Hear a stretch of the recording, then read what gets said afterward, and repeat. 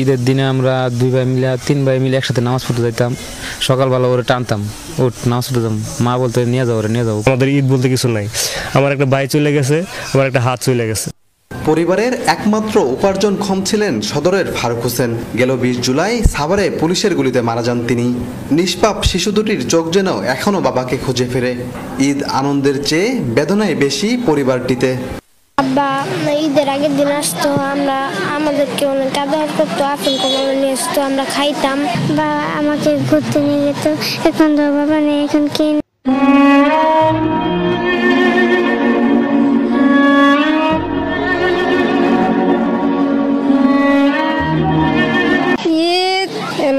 কি বলবো, যে বলার মতো আমার কিছু নাই। বাসা বাইরে 3000 টাকা পাঠাইছিল, এই ছেলে মেয়ের নিয়ে কিছু কেনাকাটা করলো।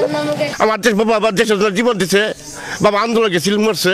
বাবার 3টা গুলি করছিল, 2টা গুলি করছে বুকের মধ্যে, আর গুলি করছে মাথাত।